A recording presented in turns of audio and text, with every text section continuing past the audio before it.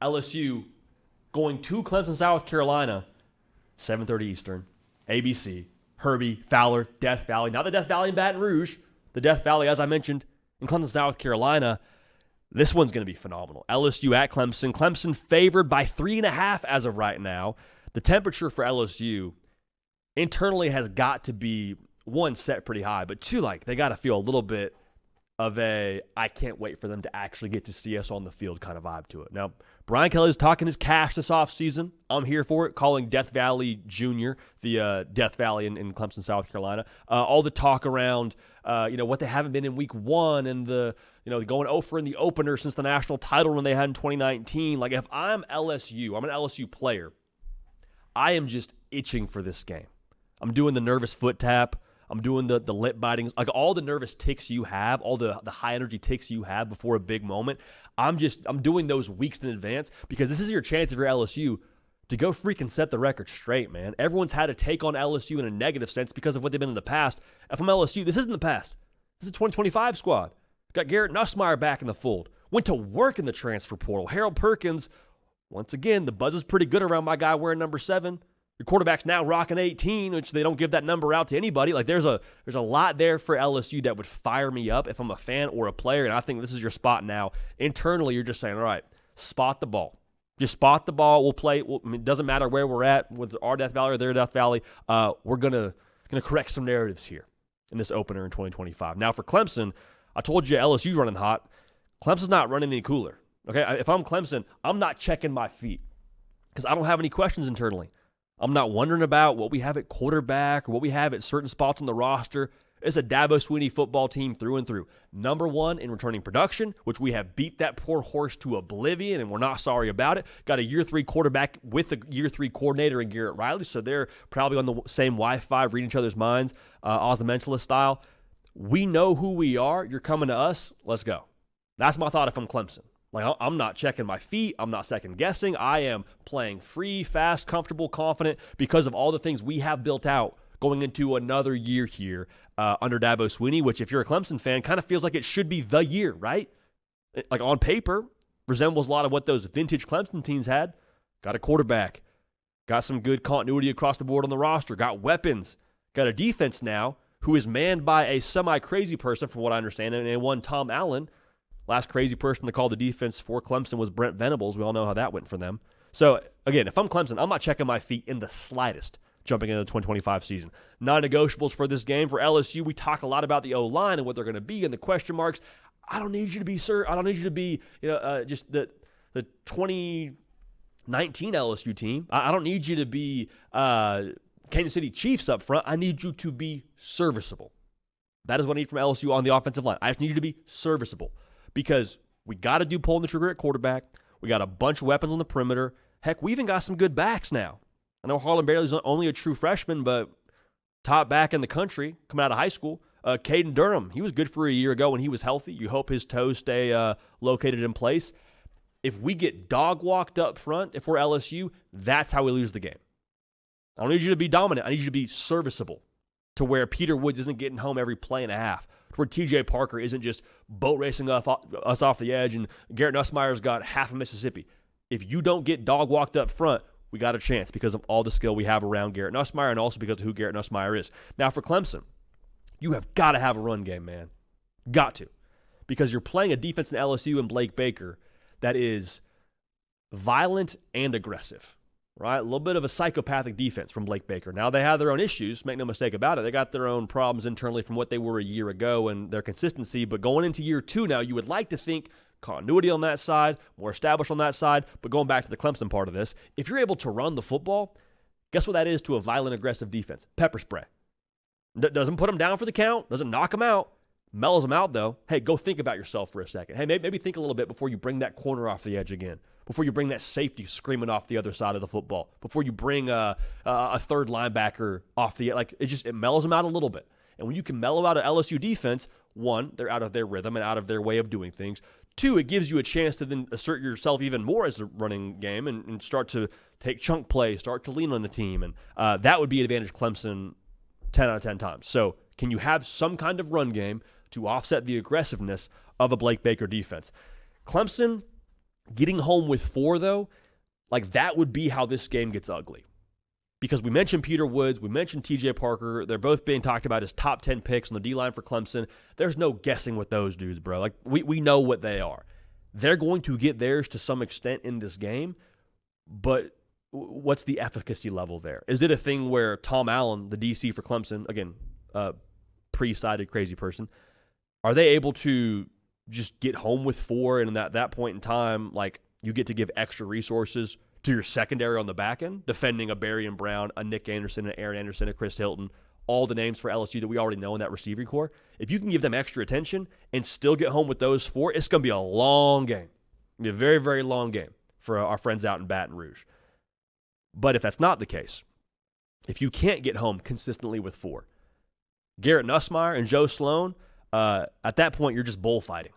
Okay? Because Clemson, they're also aggressive. Maybe not as aggressive as a LSU and a Blake Baker in terms of how they dial it up, but like they are a quick trigger kind of operation. Like when they get their keys, if I'm a running back, if I'm a linebacker watching the running back and he just goes to pass block and my key is to go get after him quickly if he pass blocks, I'm blitzing then. They call it green dog.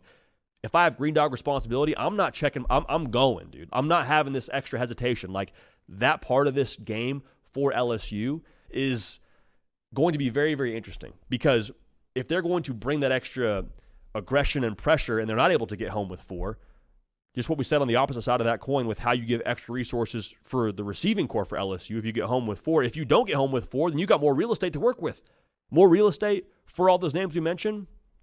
Let's say bad day at the office for Clemson. Or at the very least, it's a shootout because I don't think you'll be able to keep them at bay if you're trying to bring extra pressure from other places, is my point in all this. Garrett Nussmeier told us at Media Days, there's nobody in that room, wide receiver room that is, that runs under that runs over a 4.4, I should say. I don't know if it's the truth or not, but if it's even kind of true, that's ridiculous. I think a lot of this game is going to come down to Garrett Nussmeier and Joe Sloan, if this ends up being some sort of a wash, having easy access throws, having answers dialed up for when your offensive line maybe is having trouble with the Peter Woods or having trouble with the TJ Parker or Will Helt, whoever it is on the defensive line for Clemson. Being able to know where you're going with the football right off the bat, having built-in answers pre-snap, that's going to allow LSU to move the chains. Maybe more importantly, it gets them in rhythm. We can call a lot more offensively if we're in 2nd and 4, 3rd and 2 than if we're living in 3rd and 7, 2nd and 9. Like, that's going to be a massive part of how this whole thing ebbs and flows for the LSU offense. Now, the other matchup I want to watch here, the Clemson weaponry versus the new pieces for LSU on the back end. I'm just curious how sturdy that is for LSU in the secondary. Because I think DJ Pickett is going to end up, if not starting for you at corner, the 5-star true freshman, going to play a lot for you. It's a big moment for him, man. Also new pieces via the portal. I mean, DB from Virginia Tech is in there for you. Munson Delore. Like, how does he translate his first game with true 11-on-11 with live implications there?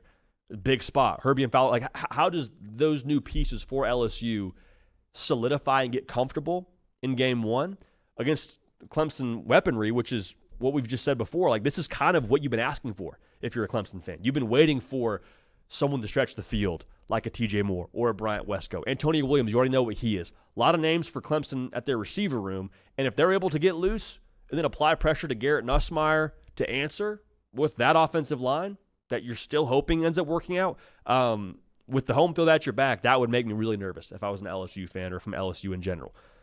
Clemson, with how they react to the second play of it all with Cade Klubnik, is also maybe one of the most important parts of this entire game. Harold Perkins and Whit Weeks are hair-on-fire kind of players.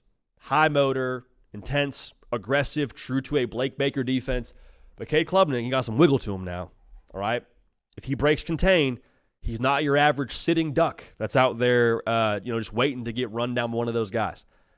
I think a lot of the key moments in this game, whether it's on the goal line or whether it's 3rd and short, 4th and short, there will be a pass play from Cade Klubnik. First read's not there. Weeks, Perkins, whoever it is, off the edge, pressures Klubnik. What happens in that next 5 seconds will determine a lot of this game to me. Because if Klubnik is able to evade pressure, scramble for a first down, or better yet, evade pressure, eyes downfield, hit one of those receivers we talked about, big play Clemson. It's a gut punch for LSU. Momentum continues to swing towards the Orange Tigers. that would be a world that favors Clemson. However, if Harold Perkins gets home, it's a sack, turnover on downs, or sack, Clemson got to punt it away, and then LSU gets to take the ball down the field and deliver a knock in the mouth to Clemson. Like, at that point in time, air leaves the stadium a little bit. Momentum builds, belief builds, all those things. Like, that's so huge for momentum. Those second play opportunities for Clemson with LSU on defense, watch that very, very close. It's going to tell us a lot about how this game finishes up. This really has a who flinches last feel to it for me. Like, I don't think there's a team that would win this game that would surprise me if you gave me a crystal ball peek right now. Feels a lot like big play or big turnover in the fourth quarter decides it. And I could see any opportunity for that. Like, maybe it's Berrien Brown on a deep shot. Speedster from Kentucky. He finds his way through the back of the defense. Clemson gets aggressive, and they get their hand in the cookie jar. Berrien Brown, game blouses, LSU walks it off. I could see that. Wouldn't surprise me. As talented as Clemson is, wouldn't surprise me. Maybe it's opposite side of the spectrum there, and DJ Pickett, the freshman we talked about, maybe he has a freshman moment in a massive spot. The experience of Cade Klubnik, again, year 3 starting in college football, finds the weak link in the defense, and that's how Clemson wins. Or maybe it's the aggressive nature of the Blake Beaker defense, a strip sack from Harold Perkins. If I'm Garrett Riley, and Cade made this point when we were prepping for this show, it is your job to find your matchup in this spot and just go after it. Spam it. And when you get to the fourth quarter, trust or reliable. Watching the Texas game back yesterday for Clemson in their playoff game, it was very evident they found a matchup they liked with TJ Moore on the Texas corner, Malik Muhammad. Once they found that, they were attacking.